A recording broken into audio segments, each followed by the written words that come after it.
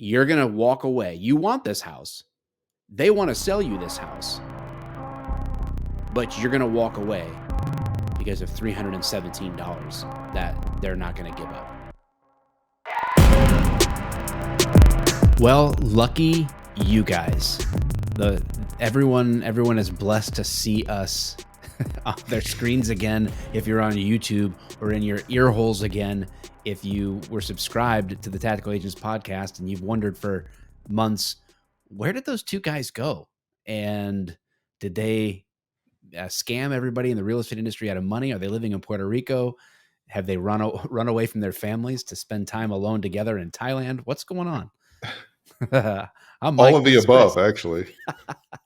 We're the Tactical Agents, and we've been tactical. Sometimes you got to go zero dark 30 for a while, and to be super tactical. And that's what we did. We've been operating under the cover of darkness. We're in the shadows. We would tell you, but we'd have to kill you.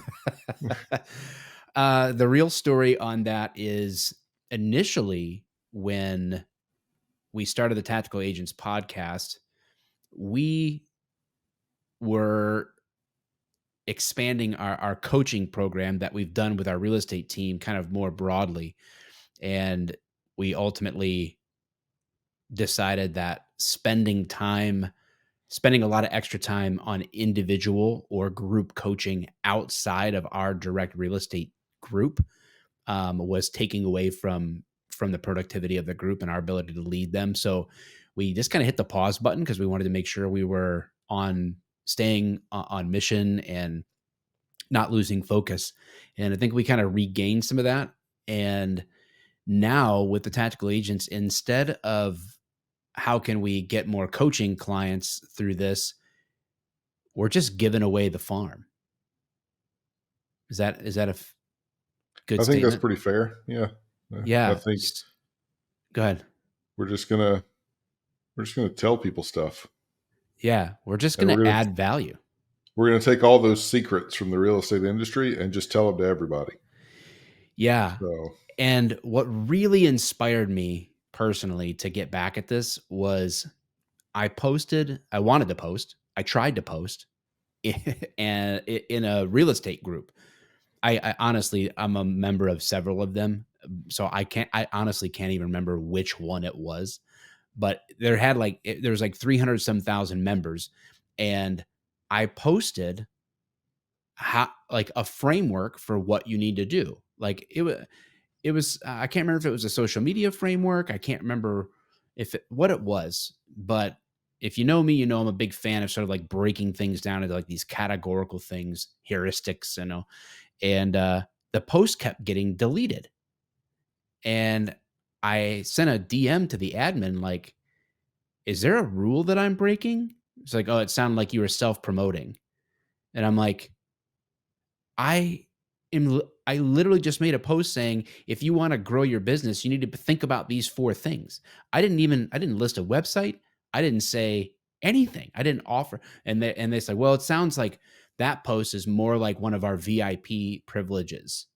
And it was $97 a month to be VIP or something like that in a Facebook group. And then you're allowed to post like 5 times a month for self-promotion. And I'm like, what? And so the group rules are like, you got to give more than you take. Well, yeah, until you want to take from me $97 to give. I was like, this is silly. So I was like, you know what? Screw this. I'm doing free trainings from here on out. I'm not going to make any money on this. Literally, guys, we give our book away, the Tactical Agents. The book, you can have it. Our trainings, we're going to be doing tons of trainings coming up. In fact, I'll type in here at some point when Chris is talking during the podcast, I'll put the link up or tell you what it is. It's going to be a short form link because it's a Zoom webinar that I'm doing on February 24th. And it's going to be 2 hours of just no BS guide to social media for real estate agents.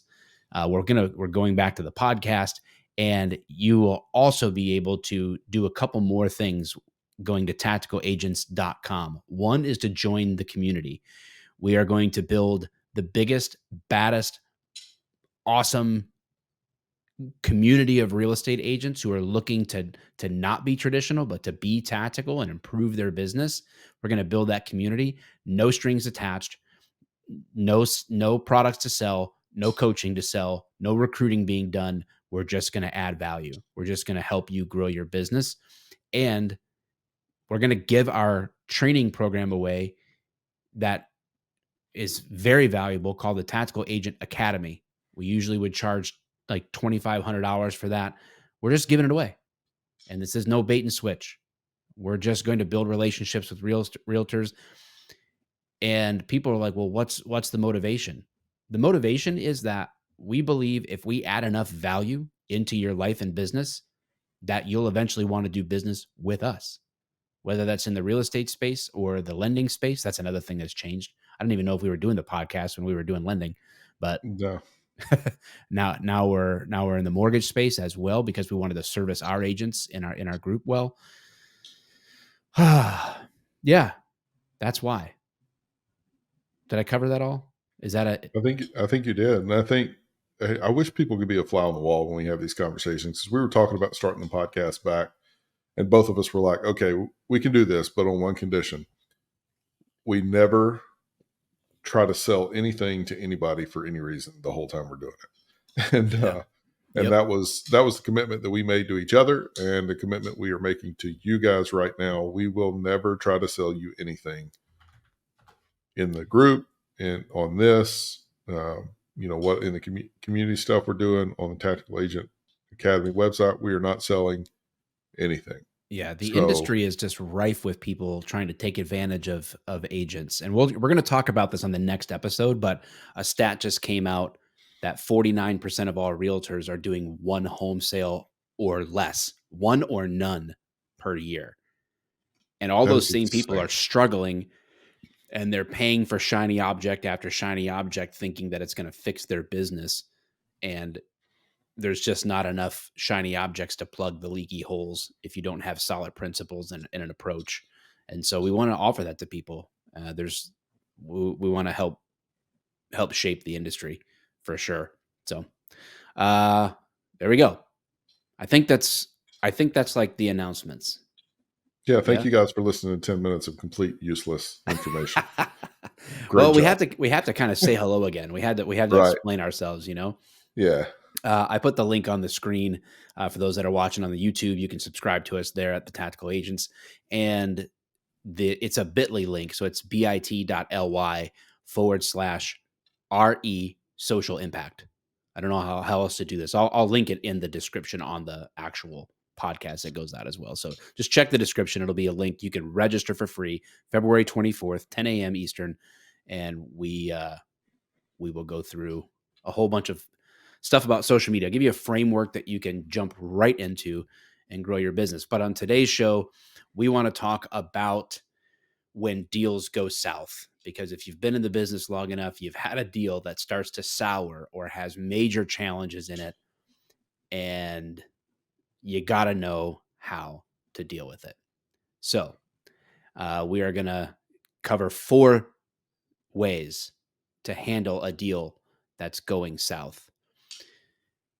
What's the last deal that you feel like you had that go south that was like a super challenging one, Chris? I sold one last summer that was it. Man, it was a complete nightmare. It was right before everything started changing with the market. Um, so the lender bought the house from my clients and then hired me to sell it again. They had a little program going on, and they bought it right before everything fell apart. So they bought it high, they sold it low, and it took almost a year to sell that property. Yeah, which was insane in Phoenix at the time. Like, because if they would have put it on the market a month earlier, maybe 2 months earlier, it would have gone in 3 or 4 days. And it ended up taking a year to sell, which the house had its issues, don't get me wrong. But Yeah.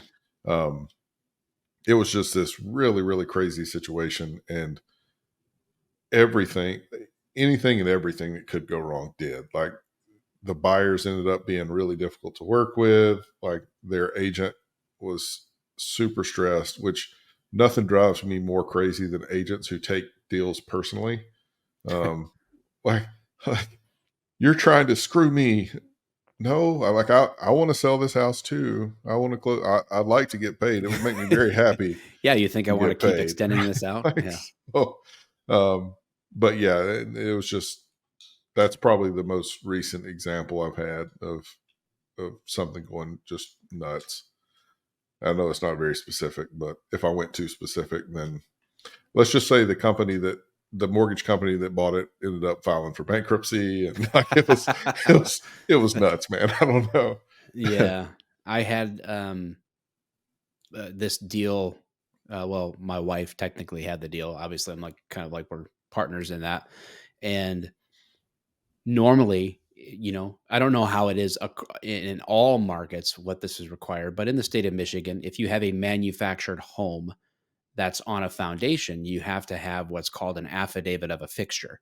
It's basically a one piece of paper that says, yeah, this is now fixed. So basically, it removes the car title because it's not a mobile home anymore.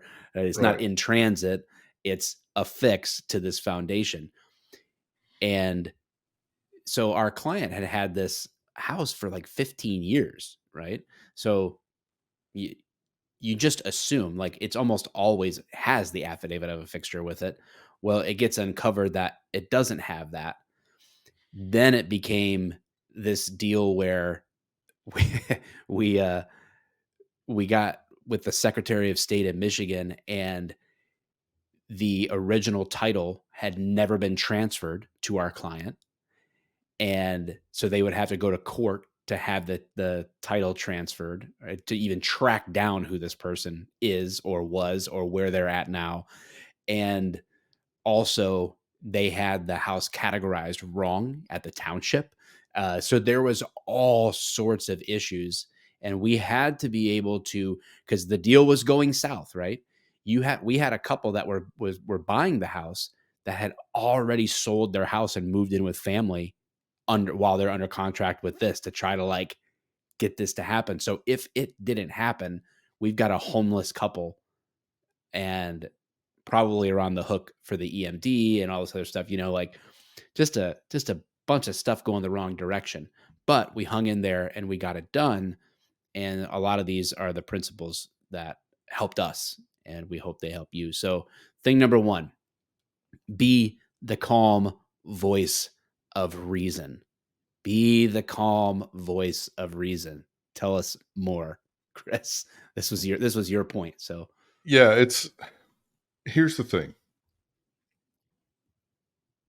Real estate agents get so worked up about what's happening in their transaction that like they get their blood pressure up, they start yelling, they start accusing, like getting ready to sue people and all this stuff. That's all dumb because everybody in the real estate transaction 99.99% of the time wants the same thing. mhm. There is no reason to get upset about it. And then if something does go wrong, there's something I really want all of you to keep in the back of your mind. No one is going to die. This is not the end of the world. This is not a tragedy. It is not unsolvable. You just have to work together. Both the buyer and the seller side have to work together to achieve the outcome that everybody wants anyway. Everybody wants the same thing 99.9% of the time. So chill out and ask yourself what's important right now. What about this transaction needs to happen so that we can move forward and then start working towards that goal? It's that simple. Yeah, I think I should have added a flow chart to this. And when we finish recording this podcast before we hop into our mastermind, I probably will create a little flow chart, which is like, should I worry? Should I worry about this? And then if it's like, then you ask yourself the question, can I control this? Then no, don't worry. Do what you can control. Can I control this? No. Well, then don't worry because you can't control it.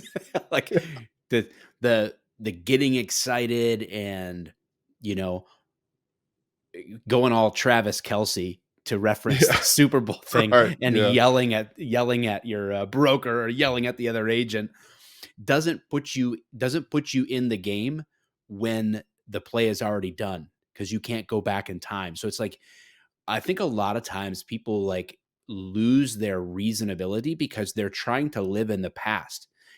They're trying to force their way to time travel back and not have the problem that you might be facing. But that's not the case.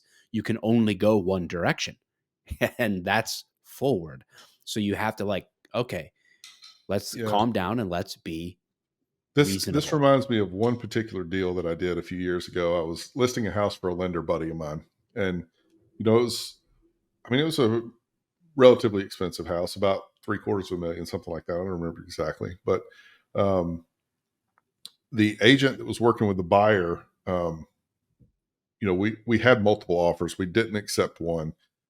The person whose offer was rejected found the owner, like went out on their own without their agent, tracked down the owner, my buddy, the lender, and sent him a Facebook message that said, "Hey, look, we really want this house. We want to raise our family here, like all this stuff. So if something happens, please let me know."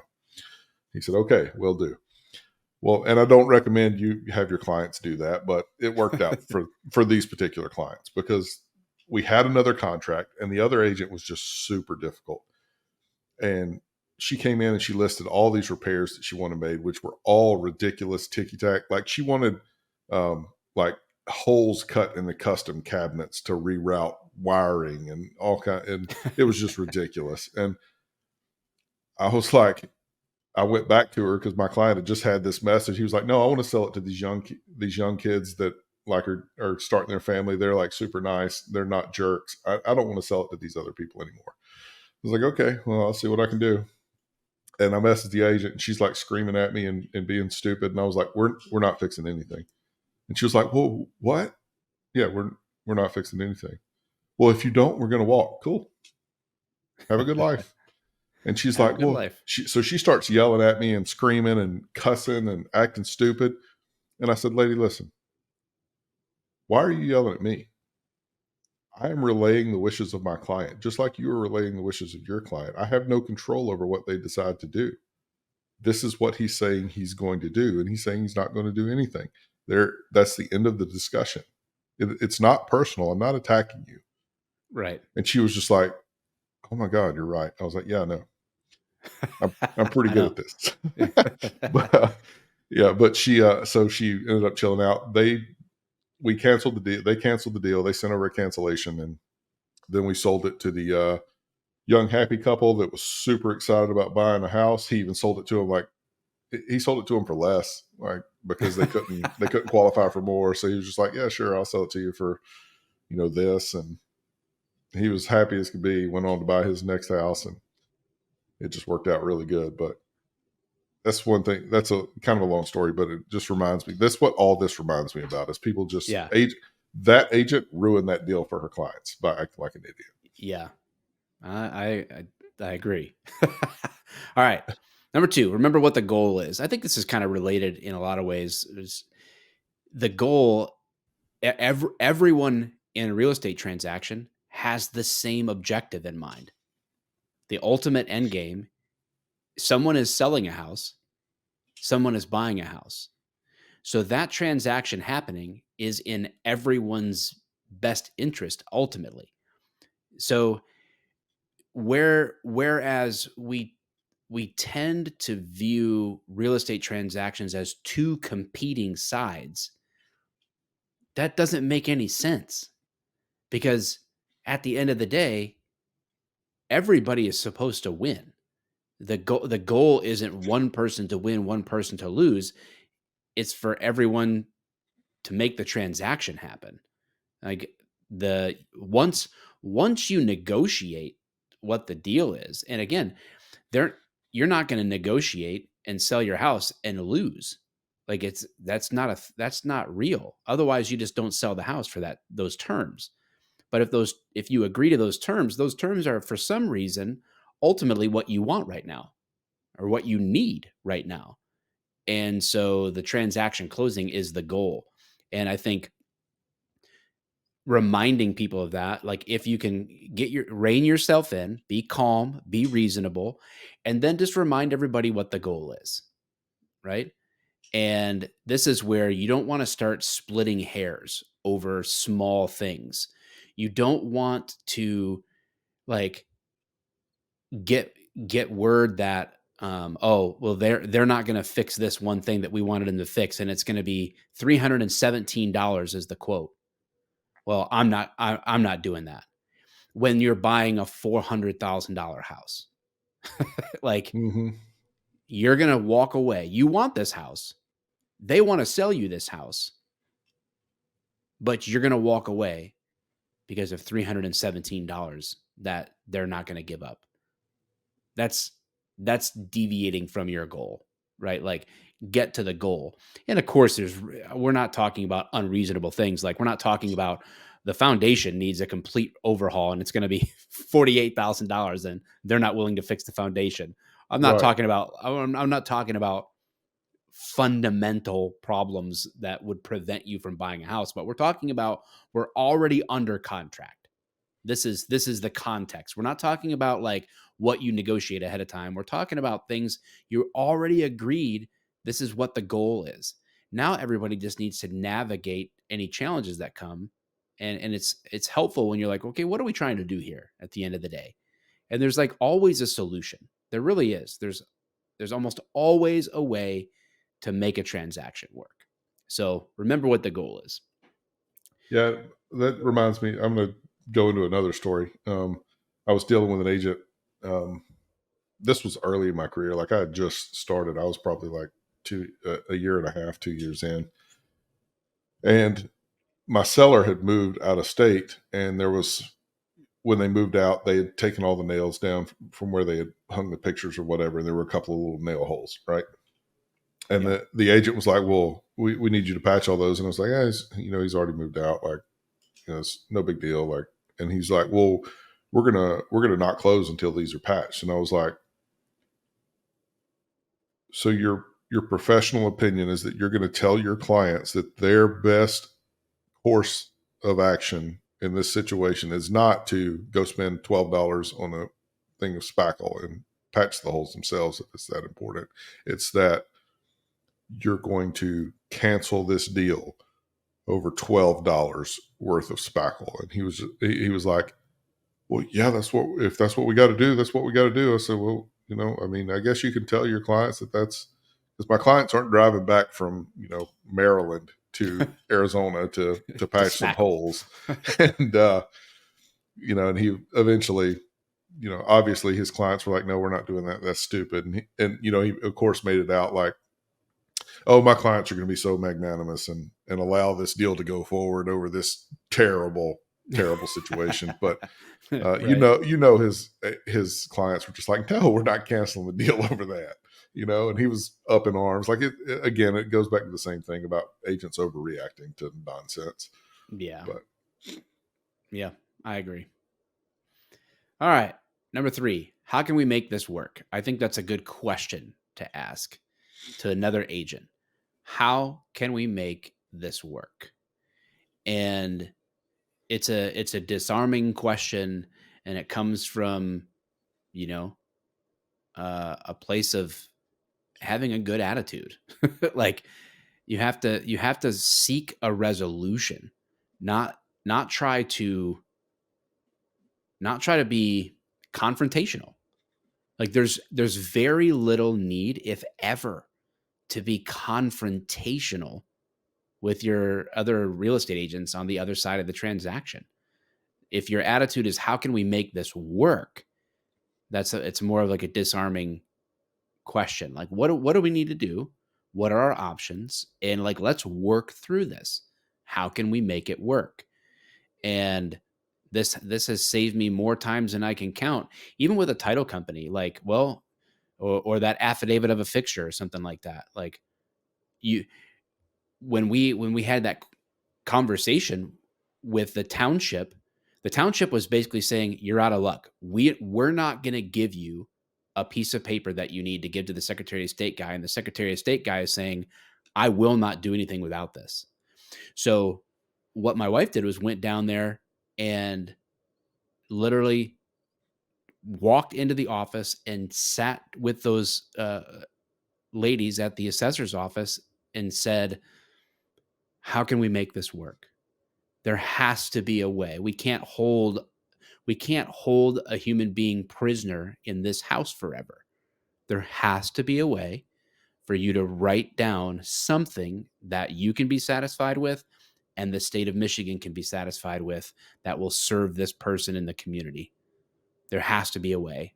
Let's figure it out. And they did. And, that earned those ladies a couple of Chick-fil-A gift cards afterwards from my wife, who drove back over there and dropped it off and said, thank you, for your help. And you could have been unreasonable from the beginning, right? And been like, well, I guess I'm just going to have to get a lawyer involved and whatever else. And, I guess we're going to do this the hard way, right? You get a reasonable, but when you do that, you lose sight of the goal and then you're not getting anything done. So that should be your attitude with the agent. And then lastly, when it comes to dealing with your client, I see this all the time. And I learned very early on, if we could only tell you one thing, here's what I would pick right here. When it comes to you and the client, when you're going to call your client, text your client, communicate with your client, bring them options or answers, not problems. Right? Don't otherwise, why do you exist as a realtor other than being a paper shuffler? Your job should be to help your clients achieve that goal of buying or selling the home, get what they want, right? With the least amount of stress possible.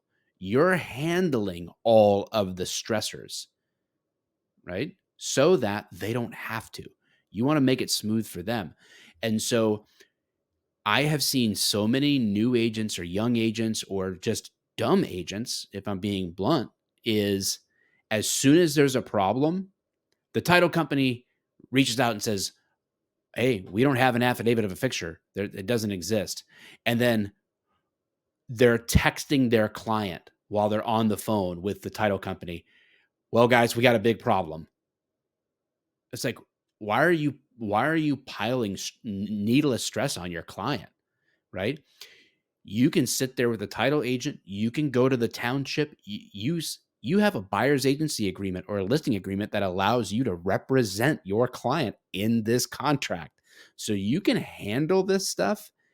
And then when you do call, you can say, hey, look, we ran into a snag. It was this, but what I did was this. And you tell them how you already solved the problem so that they don't have to worry about it. So they're going, wow, okay, that's awesome. Or you can say, here's what I did. And now you have a choice. You can do X or Y. In my professional opinion, I have seen better results with Y, but X is on the table for you to make that choice. My job is to help you make good decisions, right? So bring the client answers or options, don't dump the problems on the client when things start going south. What are your thoughts on that? Yeah, I mean, I agree wholeheartedly. You got one of the biggest things. You got my brain froze for a second. You got to think tactically. Like this whole thing is about thinking tactically. So, how does it make you look if you go to your client and you say, "Hey, we have a big problem," and they say, "Okay, what are you going to do about it?" And you just sit there looking at them with your mouth hanging open and flies flying out of it like an idiot, right? Like, Yep. because you haven't taken the time to figure out what that answer is, as opposed to saying, like you said, hey, we have this problem. These are the steps that I've taken to correct it. This is where I need your input. And, you need to make your decision or whatever. This is how each decision is going to affect you. And if you can lay all those things out and you take all the stress away, and they see this massive problem, because they can determine that this is actually a really big problem. Not having an affidavit of fixture is a big problem. You can't sell the house without it. Mm-hmm. But I've done X, Y, and Z, and this is what I need you to do to make this thing work. Yep. Boom, perfect, great. Thanks for the hard work. Yep. And you should be able to predict what your client's going to be concerned with. and I've talked with Chris off camera about this, but our client had a high value for basically pinching the pennies. And so that affidavit of fixture cost $90. We had a check in hand for her for $90. Like, hey, we're sorry this happened. You don't even have to worry about the cost of getting this, right? We've got you covered. Just took care of it, right? Like we don't. So that's a stress. Like, hey, we got a problem. It's going to cost $90. Like, why do that? Why add the stress? If you can solve the problem for your client, solve the problem for your client. Because what's that worth to you? Just getting to the finish line, or getting to the finish line with a happy client that will refer you business in the future because you treated them so well? And that's a huge lesson. All right, we are coming up on 30 minutes. So normally we want these to be like 20-ish or less, 15 to 20 minutes if we can. Just, information, don't forget, guys, is potential. Action is power. So we don't want to just dump a bunch of information on you. We want to kind of give you something good and valuable to take, carry, and go implement right away. In fact, I think we should work on some action steps each episode too, to like leave people with something to go do and implement. Right now, I guess don't go make a transaction go south on purpose just to practice this. But so I don't know what the action step would be on this, but yeah, don't go ruin a transaction just to test and see if we're telling you the truth. But when the time comes, just remember this episode. Put it in your back pocket. Stay calm, chill out. It's not the end of the world. There you go. And again, guys, we're giving the farm away. Our book, The Tactical Agents Community, which is going to grow into the largest, most beneficial real estate community on the planet. And we're going to blow. This isn't a Facebook group, right? We're going to be on our own platform. Well, it's not ours. It's going to be the school platform where we'll have videos of the podcast. We'll put free trainings in there to go back and reference. It's going to be a true value-added resource for absolutely free. And if you feel like we add value to your life and business, drop a review and a rating on Apple Podcasts or Spotify. And maybe we'll do business together in the future, whether that's referral, lending, whatever else. And if you think we're idiots, tell us in the comments on YouTube. Yeah, make fun of us. Yeah. I actually feel like my beard's looking pretty good today. So I was going to say decide which beard's better, but I feel pretty good about mine today.